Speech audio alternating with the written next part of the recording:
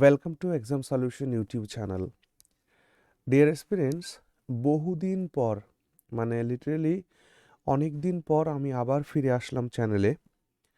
তো চলো, তোমাদের চ্যানেলে দেখবে প্লেলিস্টে ইডিয়মস অ্যান্ড ফ্রেজেসের 8টি ক্লাস দেওয়া ছিল, অর্থাৎ টপ 10 ডেইলি। অর্থাৎ আজ থেকে বা এখন থেকে ডেইলি তোমরা কিছু না কিছু ক্লাস পাবে, ঠিক আছে? ডেইলি। তো টপ 10 ডেইলি বলতে আমরা যেমন করে ইডিয়মস অ্যান্ড ফ্রেজেস দৈনিক 10টা করে শিখছিলাম, সেভাবে আমরা আবার আমাদের ক্লাস চালু করছি। ইউনিক ওয়ে অফ লার্নিং, এই পদ্ধতিতেই আমরা আমাদের ইডিয়মস অ্যান্ড ফ্রেজেসগুলোকে কমপ্লিট করব। তোমরা যারা পুরনো লেকচার সিরিজ দেখেছো তারা বুঝতে পারবে। ঠান্ডা লেগে আছে, শরীরটা একটু খারাপ, মাঝে মাঝে কাশি হতে পারে, সেগুলোকে ইগনোর করো। আর যারা এই চ্যানেলে প্রথম ভিডিওটি দেখছো তাদের বলে দিই, এক্সাম সলিউশন চ্যানেলে আমি তোমাদেরকে করাচ্ছি হলো ম্যাথ প্লাস ইংলিশ, এবং তার সাথে সাথে রিজনিংয়ের রেকর্ডেড ক্লাসও প্রোভাইড করা হবে, ঠিক? আচ্ছা, যদি কেউ আমার থেকে জিএস পড়তে চাও, that is focused on WBCS এর উপরে ফোকাস জিএস পড়তে চাও, তাহলে এই ভিডিও ডেসক্রিপশনে দেওয়া আমার আরেকটি চ্যানেল রয়েছে, দ্যাট ইজ ডাব্লিউবিসিএস গাইড, ঠিক? তো সেই ডাব্লিউবিসিএস গাইড চ্যানেলটিকে একবার ভিজিট করতে পারো। আচ্ছা, আর এই ভিডিও ডেসক্রিপশানেই দেওয়া আছে আর একটা টেলিগ্রাম লিঙ্ক। হ্যাঁ, টেলিগ্রাম গ্রুপের একটা লিঙ্ক দেওয়া আছে, সেখানে তোমরা জয়েন হয়ে যেতে পারো, যাতে সেখানে কোনো ধরনের নোটিফিকেশান ইউটিউব থেকে না গেলেও আমি দিয়ে দিতে পারি, ঠিক? চলো, তাহলে শুরু করা যাক ইডিয়মস অ্যান্ড ফ্রেজেসের পার্ট 8। ঠিক এখন থেকে কন্টিনিউয়াস কিন্তু ক্লাস চলবে, ওকে? চলো, সবার প্রথম তোমরা দেখছো টার্ন আ ডিফ ইয়ার। দেখো, ডিফ ইয়ার মানে কি? বধির কান, যে কানে শোনে না মানুষ, তাই না? তাহলে টু টার্ন আ ডিফ ইয়ার, তুমি কারো প্রতি ডিফ ইয়ার টার্ন করছো, তার মানে ইউ পে নো হিড, তুমি কোনো কর্ণপাত করছো না। তাহলে টু টার্ন আ ডিফ ইয়ার মানে কি? কর্ণপাত না করা, অর্থাৎ কানে না শোনা বা সেটাকে অ্যাভয়েড করা আলটিমেটলি, ঠিক? এই ইডিয়মের অরিজিন যেটা, সেটা হচ্ছে একটা লিটারাল অরিজিন বলতে পারো। যেমন, যে মনে করো যে তোমার পাশে কেউ একজন কিছু একটা বলছে, সেটা তুমি শুনতে চাইছো না, তাকে তুমি অ্যাভয়েড করছো, তার মানে তোমার কান একটা ডিফিয়ার তুমি তার দিকে দিলে, অর্থাৎ তুমি কিছু শুনছো না, সে বলে যাচ্ছে, তার মানে তুমি অ্যাভয়েড করছো। তার মানে টু টার্ন আ ডিফিয়ার মানে to pay no heed, or to avoid, to avoid, এটাও তোমরা বলতে পারো, ওকে? মিনিং কি? Choose not to hear, refuse to listen, or to ignore what someone says, ঠিক আছে? চলো এক্সাম্পল দেখে নাও। The bank tended to turn a deaf ear to my complaints of lost passbook, অর্থাৎ আমার পাসবুকটি যে হারিয়ে গেছে সেই বিষয়ে ব্যাংককে যে আমি কমপ্লেন করেছি, সেই বিষয়ে তারা অ্যাভয়েড করে চলছে, তারা আমার কথা শুনছে না, ওকে? ভেরি গুড, আশা করি ক্লিয়ার থাকবে, মনে থাকবে। Very good. চলো, তাহলে শুধুমাত্র আমরা ইডিয়মসই পড়ছি না, একবার যদি তোমরা এই ক্লাসগুলোকে দেখো, তাহলে দেখবে জীবনের ইডিয়মস কখনো ভুল হচ্ছে না। কারণ আমি অরিজিনটাও বলে দিচ্ছি যে ইডিয়মস কী করে সৃষ্টি হয়েছিল, মিনিংটা কি, ঠিক না? এভরিথিং। চলো, তাহলে at a stone's throw away, next idiom কি এসছে? আ স্টোনস থ্রো অ্যাওয়ে মানে ঢিল ছোড়া দূরত্ব, যেটাকে আমরা বাংলায় বলে থাকি ঢিল ছোড়া দূরত্ব। তার মানে অ্যাট এ শর্ট ডিস্টেন্স, তার মানে খুব ঢিল ছোড়ার দূরত্ব বা খুব কাছাকাছি একটা জায়গার কথা বলা হচ্ছে। দেখো, এই ইডিয়মটির যদি অরিজিনের কথা বলি, তাহলে এর অরিজিনটা হচ্ছে বিবলিক্যাল অরিজিন, মানে এটা বাইবেল থেকে এটা সৃষ্টি হয়েছে। তো মানে কি হতো সেই সময়, যে একটা প্রথা ছিল যে কোনো মানুষ যদি কোনো অন্যায় করত, তাহলে তাকে ঢিল ছুঁড়ে মারা হতো। এবং সেই সিস্টেমটা ছিল এমন, মনে করো এরকম গোল করে, যারা ঢিল ছুঁড়তো তারা গোল করে দাঁড়িয়ে থাকতো, মাঝখানে সেই মানুষটিকে রাখা হতো। তোমরা বিভিন্ন হলিউড মুভিতে এটা দেখে থাকবে। এইখানে লোকগুলো দাঁড়িয়ে দাঁড়িয়ে, এই লাইনের পাশে দাঁড়িয়ে দাঁড়িয়ে কি করতো, একে মানে প্রত্যেকে এর দিকে ঢিল ছুঁড়তো, ঠিক আছে? তো বুঝতেই পারছো কতটুকুন দূরত্ব হলে ঢিল ছুঁড়ে একটা মানুষকে ঘায়েল করা যায়। সেখান থেকেই এই ইডিয়মসের অরিজিন বলা হয়ে থাকে, সেখান থেকে এর সৃষ্টি হয়েছে। অর্থাৎ at a stone's throw away, তার মানে খুব শর্ট একটা ডিস্টেন্স, যেখান থেকে ঢিল ছুঁড়ে কোনো মানুষকে মেরে ফেলা যায়, ঠিক? তাহলে এর মিনিং কি? A short distance, very near or very close to something. Clear? চলো এক্সাম্পল দেখো। The hotel we stayed in was a stone's throw away from the beach. অর্থাৎ আমরা যে আমরা যে হোটেলে ছিলাম সেই হোটেলটা হচ্ছে সরি একদম বিচের ঢিলছোড়া দূরত্বে। ঠিক আছে, চলো next is the 11th hour. The 11th hour, আমি তোমাদের যে ইডিয়মসগুলো করাচ্ছি এগুলো কিন্তু মোস্ট ইম্পর্ট্যান্ট ইডিয়মস এবং এগুলো কিন্তু পরীক্ষায় জিজ্ঞেস করেই করে। ঠিক আছে, চলো তাহলে অ্যাট দ্য 11th আওয়ার মানে at the very last moment. At the very last moment মানে একদম শেষ মুহূর্তে। তাহলে অ্যাট দ্য 11th আওয়ার এই ইডিয়মসের মানে কি? অ্যাট দ্য 11th আওয়ার মানে একদম শেষ মুহূর্তে। হ্যাঁ, এর অরিজিনের যদি কথা বলা হয় তাহলে এরও কিন্তু বিবলিক্যাল অরিজিন। কারণ আমরা জানি ইংরেজি ভাষার মানে 99% বলাটা ভুল হবে না আশা করছি। তবু আমরা এবং এটুকুন বলতে পারি যে 95% কিন্তু যে ওয়ার্ড সেটা কিন্তু বাইবেল থেকেই, হ্যাঁ, ইংরেজিতে ওয়ার্ডের অরিজিন হয়েছে ইংলিশ ওয়ার্ডের। ঠিক, তো সেখান থেকে এই ইডিয়মসটার সোর্সও কিন্তু বাইবেল। অর্থাৎ তোমরা দেখতে পাচ্ছ যে the book of Matthew chapter number 20 verse number 9 এতে বলা হয়েছিল যে কিভাবে একটা স্টোরি সেখানে ডিসকাস করা হয়েছিল। সেখানে বলা হয়েছিল যে একটা illusion story that labourers who came at the 11th hour of a 12-hour working day. অর্থাৎ কাজ করার জন্যে মানুষ 12 আওয়ার্স পায়, 24 ঘন্টার মধ্যে 12 ঘন্টা কাজ করার ঘন্টা, অর্থাৎ এটাকে বলা হচ্ছে ডিউটি আওয়ার্স। তো এই ডিউটি আওয়ার্সের কেউ যদি 11টায় আসে, মনে করো 12টায় ডিউটি শেষ, কেউ 11টায় এসে পৌঁছালো, তার মানে সে কখন আসলো? সে একদম লাস্ট মোমেন্টে এসছে। আর সেই জায়গা থেকেই এই ইডিয়মটার মিনিং তৈরি হয়েছে যে অ্যাট দ্য 11th আওয়ার, তার মানে হচ্ছে at the very last moment. Clear? চলো তাহলে মিনিং কি? At the very last minute before an event, কোন একটা ইভেন্টের শুরুতে বা কোন একটা ইভেন্টের শেষের মুহূর্তে, একদম the last moment possible before it is too late.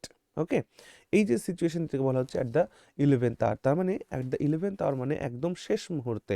Example দেখো, বলা হচ্ছে just minutes before the deadline he definitely submitted his assignment at the 11th hour. তার মানে ডেডলাইনের ঠিক আগে সে একদম শেষ মুহূর্তে গিয়ে তার অ্যাসাইনমেন্ট সে সাবমিট করেছিল। ওকে, বেশ, চলো next is the break the ice. এটা একটা সুন্দর ইডিয়মস, ব্রেক দ্য আইস। তো ব্রেক দ্য আইস এর মানে হচ্ছে নীরবতা ভঙ্গ করা বা কথাবার্তা শুরু করা। তার মানে initiate something or to start a conversation. Break the ice এর অরিজিনটা কি? The old and original meaning of the phrase break the ice is to clear a blocked path and make way for others, and also related to boat navigation by breaking the ice। অর্থাৎ বরফ জমে রয়েছে মানে একদম লিটরাল meaning যদি তোমরা করো তাহলে দেখবে যে যেখানে বরফ জমে রয়েছে রাস্তার উপরে, মনে করো বরফ জমে রয়েছে, তো সেখানে চলাচল করা বা যাওয়া কোনো দিনই সম্ভব নয়। নদীতে জল বরফ হয়ে রয়েছে, সেখানে নৌকা চলবে না। তো সেই নদীতে নৌকা চালাতে গেলে বা সেই রাস্তায় গাড়ি চালাতে গেলে ফার্স্ট যে কাজটা করতে হবে সেটা হচ্ছে ব্রেক দ্য আইস। আইসটাকে ভাঙতে হবে, তারপর পথ ক্লিয়ার হবে। ঠিক আছে, এটা গেল। কিন্তু ব্রেক দ্য আইস মানে কোনো কিছু শুরু করা, মানে কনভারসেশন শুরু করা। এটার একটা অন্য প্রসঙ্গ আমি তোমাদের বলি। ধরো মনে করো যে তুমি কারো উপর রাগ করে রয়েছো, তার মানে মনের মধ্যে তুমি কিছু একটা জমিয়ে রেখেছো। আর জমানোর সাথে বরফটাকে রিলেট করতে পারো। তো যখন তোমার রাগ কমলো তখন তুমি ব্রেক দ্য আইস, তার মানে তোমার মনের যত সমস্ত জমা যন্ত্রণা ছিল সেটা ভুলে গিয়ে তুমি আবার কথোপকথন কনভারসেশন শুরু করলে। ঠিক আছে, এভাবে মনে রাখার চেষ্টা করো। তাহলে ব্রেক দ্য আইস মানে কি? নীরবতা ভাঙা, আবার শুরু করা। এটার মিনিং হলো এই। ঠিক আছে, অর্থাৎ মিনিংয়ে যদি তোমরা দেখো যে to do or say something that makes people feel more comfortable, especially at the start of a meeting or party. an attempt of initiating a friendly environment in a new and unfamiliar situation অর্থাৎ এটার meaning এমনভাবেও ভাবতে পারো যে কোথাও তুমি গেছো, সেখানে তুমি একা, তো একা একা তুমি ঘুরছো ফিরছো কিন্তু কারোর সঙ্গে কথা বলছো না, সবাই অপরিচিত। তো তার মধ্যেও প্রথমবারের জন্য তুমি যদি কারোর সঙ্গে কথা বলো, সেটাও কিন্তু এই ইডিয়মসের মিনিং এর মধ্যে পড়বে। ঠিক, এক্সাম্পল দেখে নাও। The handshake is a universal sign of greeting used to break the ice with strangers. অর্থাৎ তোমার মধ্যে অনেক অপরিচিত লোক, মানে তুমি যেখানে রয়েছো সেখানে অনেক স্ট্রেঞ্জার্স রয়েছে, অপরিচিত লোক রয়েছে। তো তাদের সঙ্গে ফার্স্ট অফ অল হ্যান্ডশেক করাটাই হলো যে তুমি তাদের সঙ্গে এবার কথা বলা চালু করবে। ওকে, বেশ, কমেন্ট সেকশনে লিখে জানাবে যে বুঝতে পারছো কিনা। ওকে, চলো। In a nutshell, in a nutshell, খুব সুন্দর। দেখো, নাট মানে হচ্ছে বাদাম, শেল মানে হচ্ছে তার যে খোলস, মানে যে কি বলে এটাকে, বাদাম যেটাকে আমরা ইয়ে করে খাই, মানে তার যে ছিবড়াটা। তো চলো, তাহলে ইন আ নাটশেল মানে ব্রিফলি আনকনসাইজলি, অথবা টু এক্সপ্রেস ভেরি ব্রিফলি। তার মানে ইন আ নাটশেল মানে সংক্ষেপে। যদি এর অরিজিনের কথা বলো যে ইন আ নাটশেল অরিজিন কবে, তো the first time this phrase was used was quite literal around 1st century AD in his text titled Pliny's Natural History. Pliny tells a tale of how his friend Cicero told him that he saw a copy of Homer's famous poem Iliad being made in a miniature form so that the whole poem written on a parchment can fit into the shell of a walnut. Therefore, the phrase in a nutshell came to be used to refer to reducing something so large to being simple and brief. Meaning is যে একদম একটা নাটশেলের মধ্যে কোনো বিশাল বড় একটা জিনিসকে এতটা concise করা যায়, এত ছোট্ট করা যায়, একটা ওয়ালনাটের সেলের মধ্যে, একটা ওয়ালনাটের খোলসের মধ্যে সেটা ধরে গেছে। তার মানে কি, ইন আ নাটশেল মানে খুব কনসাইজলি, খুব ব্রিফলি কোনো কিছুকে বলা। ওকে, চলো এক্সাম্পল দেখে নাও।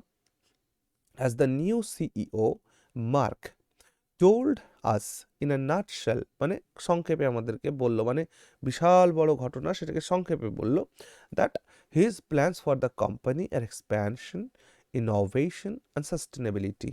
ওকে, চলো তারপর আসো টু ইট হাম্বল পাই। টু ইট হাম্বল পাই মানে হচ্ছে যে হার স্বীকার করে নেওয়া, হিউমিলিয়েশন সাফার করা, বা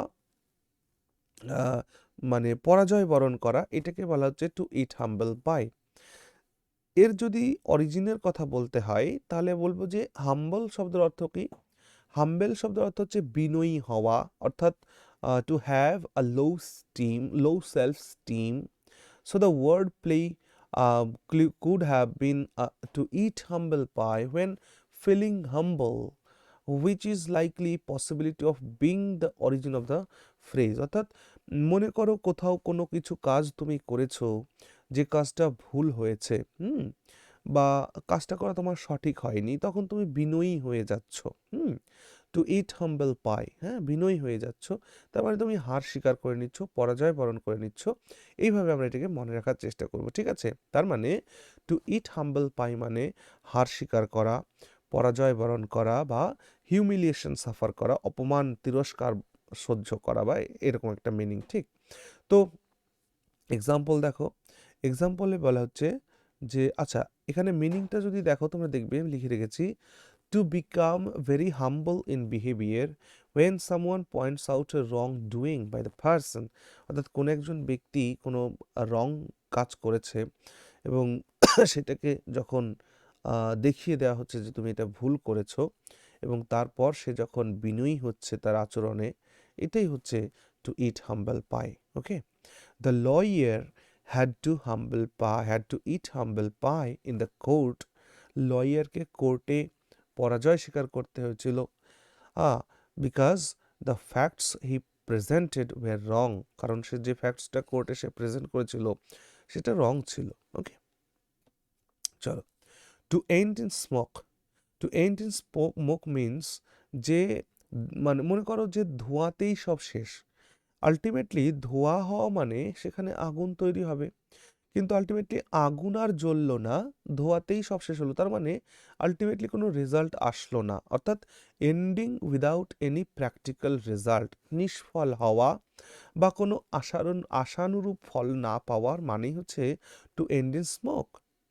আর এর অরিজিনের কথা যদি বলা হয় তাহলে এটুকুন ভাবো যে if something ends in smoke it produces no concrete or positive result. This expression refers to the boasting by a person of having put in a lot of efforts by him for a particular cause or to attain a result which is very difficult to be done by any person. This mainly refers to an investigation of a crime or solving a serious offense or a mystery. But at the end, when the desired result is not obtained, his claims are found to be false and not worth mentioning. Okay, so he loses his credibility. Meaning is, to end in smoke means to come to nothing, এর কোনো ফল না হওয়া। ওকে, example দেখো, SSR murder case, হ্যাঁ, সুশান্ত সিং রাজপুত কিছুদিন আগে মারা গেল, মার্ডার হলো। তো সেই Sushant Singh Rajput murder case ended in smoke after years of his death. দেখো তার মৃত্যু প্রায় তো 2 বছর হয়ে গেল মনে হয়, তাই না, 2-3 বছর নাকি। তো সেই সুশান্ত সিং রাজপুতের মৃত্যুর পর কিন্তু তার কেসটা এখন কি হলো, কিছুই হলো না। তার মানে তার কেসটা স্মোক ইন মানে ended in smoke, ended in smoke, এই যে এখানে ইউজ করা হচ্ছে ইডিয়মসটি। ঠিক আছে, চলো next. To flog a dead horse. দেখো ফ্লগ শব্দের অর্থ হচ্ছে পেটানো, প্রহার করা, মারা। To to flog a dead horse, একটা মরা ঘোড়াকে তুমি পেটাচ্ছ। যদি একটা জীবিত ঘোড়াকে তুমি পেটাও তাহলে সে তোমার জন্য দৌড়ে দিবে, সে তোমার জন্য কাজ করে দিবে। কিন্তু একটা মরা ঘোড়াকে যতই তুমি পেটাও সে কিন্তু তোমার জন্য কোনো কাজ করবে না। তাই একটা মরা ঘোড়াকে পেটানো মানে তুমি বৃথা চেষ্টা করছো কোনো কাজ করার জন্যে, অর্থাৎ to attempt to do the impossible, অসম্ভব কোনো কিছু করার তুমি চেষ্টা করছো। To waste energy on an unalterable situation, যে সিচুয়েশনকে তুমি চেঞ্জ করতে পারবে না সেটাকে চেঞ্জ করার জন্য তুমি তোমার এনার্জি ওয়েস্ট করছো। তার মানে তুমি ফ্লগ করছো একটা ডেড হর্সকে। ওকে, এর অরিজিনের কথা যদি বলা হয়, খুব ইন্টারেস্টিং, 1859-এ এই কথাটি অরিজিনেট হয়েছিল by a parliamentarian of UK, হ্যাঁ, ইন হিজ ডিবেট। ঠিক আছে, তিনি এই কথাটা প্রথমবারের জন্য ব্যবহার করেছিলেন। এর মিনিং হচ্ছে to waste energy on something that has no chance of succeeding. Okay, তাহলে এক্সাম্পল দেখে নাও যে he keeps trying to get his manuscript published but I think he is flogging a dead horse. তার মানে সে তার ম্যানুস্ক্রিপ্টকে publish করতে চাচ্ছে, বারবার চেষ্টা করছে, কিন্তু আমার মনে হচ্ছে সে এটা বৃথা চেষ্টা করছে, এটা সম্ভব হবে না। ওকে, চলো তারপর হচ্ছে to keep the wolf away from the door. তাহলে to keep the wolf away from the door মানে কি? উলফ মানে কি? উলফ মানে হলো নেকড়ে, অর্থাৎ সেই নেকড়েকে ডোর থেকে, দরজা থেকে বাইরে রাখা। তার মানে টু কিপ অফ স্টারভেশন বা টু অ্যাভয়েড স্টারভেশন মানে কোনো মতে অনাহার কাটিয়ে বেঁচে থাকা। এর অরিজিনের কথা যদি বলা হয় তাহলে দেখো, the phrase has been in use since the 1500s. It can be equated to the fact that a wolf is often depicted as a ravenous beast. Okay, thus, if you need to keep the wolf from the door, need to protect your family. Okay, one theory is that if you are able to provide for your family, there will be scraps left for the wolves to eat. and this will keep them happy. As soon as the scraps dry up, they will come to your door in search of food. The phrase was originally keep the wolf from the gate, but has evolved in the phrase that we use today, that to keep the wolf away from the door. কত সুন্দর meaning করে দিচ্ছি, কিন্তু বুঝতে পারছো তো ব্যাপারটা কি হলো? তাহলে to keep the wolf away from the door মানে কোনো মতে অনাহার কাটিয়ে বেঁচে থাকা, মানে স্টারভেশনকে অ্যাভয়েড করা। ঠিক আছে, তার মানেই দাঁড়ালো কি? তার মানে দাঁড়ালো to have sufficient money to prevent starvation or hunger.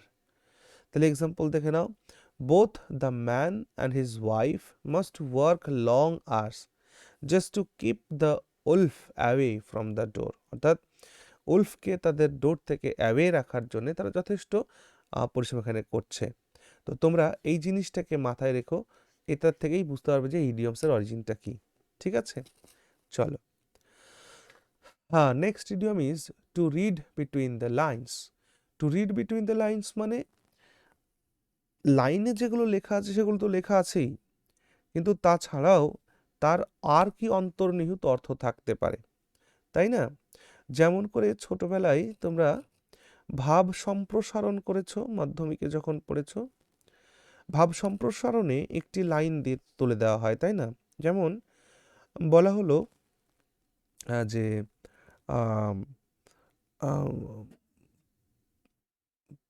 মানে ক্ষুধাতুর শিশু চায় না সরা, চায় একটু ভাত আর একটু নুন। তো এই যে যেমন এই লাইনটা দিয়ে বলতো যে এটা ভাব সম্প্রসারণ করো, তো লিখতে হতো। তো এই কথার মাধ্যমে কি বোঝানোর চেষ্টা করা হচ্ছে, যে কবি কি বুঝিয়েছেন এই লাইনটির মাধ্যমে? অর্থাৎ অন্তর্নিহিত অর্থ অনুধাবন করা। অর্থাৎ the expression is used to denote the act of discerning a meaning of something which is not made clear. অর্থাৎ যে লাইনটি তোমাকে দেওয়া হয়েছে সেই লাইনের মধ্যে লেখক যা বোঝাতে চেয়েছেন সেটা ক্লিয়ারলি মেনশন করা নেই। তো সেটা বুঝতে পারার মানেই হচ্ছে to read between the lines. আর এর অরিজিন সম্পর্কে এখানে আমি লিখে রেখেছি। এটা নিউ ইয়র্ক টাইমস পত্রিকায় সর্বপ্রথম এটা ব্যবহার করা হয়।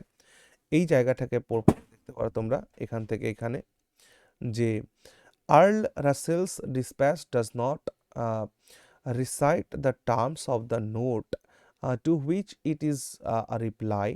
The letter assumes a somewhat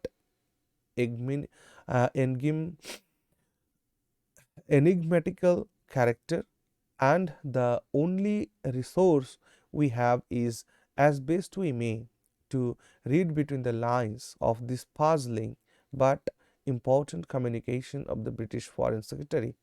So, read between the lines এর মিনিং হলো যে অন্তর্নিহিত অর্থ অনুধাবন করা।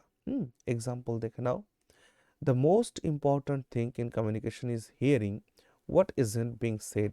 অর্থাৎ কমিউনিকেশনের যে কমিউনিকেশন করা এর যে মূল বিষয় সেটা হচ্ছে যে সেটা শোনা। হ্যাঁ, হোয়াট ইজন্ট বিং সেড, যেটা বলা হয়নি সেটাকেই খুঁজে শুনতে পারা। The art of reading between the lines is a lifelong quest of the wise. এবং জ্ঞানী লোকেদের এটা একটা বিরাট বড় ক্ষমতা যে তারা এই আর্টটাকে বোঝে, হ্যাঁ, যে অন্তর্নিহিত অর্থটাকে তারা বুঝতে পারে। ওকে, চলো তাহলে এই পর্যন্ত শেষ হয়ে গেল আমাদের 10টা ইডিয়মস। তোমরা আমাকে সাজেস্ট করতে পারো এই ভিডিওর পরে যে আমি তোমাদেরকে 10টি করে কি যেভাবে পড়ানো হচ্ছে এভাবে ইডিয়মস পড়াবো, নাকি একবারে 20-25টি করে ইডিয়মস তোমাদেরকে এতটা ডিটেলসে না গিয়ে পড়ানো, ছোট্ট ছোট্ট করে গল্প বলে পড়ানো। তো অবশ্যই সাজেশন তোমরা দেবে আশা রাখছি। ঠিক আছে, সবাই খুব খুব ভালো থাকো, দেখা হবে নেক্সট ভিডিওতে। ওকে।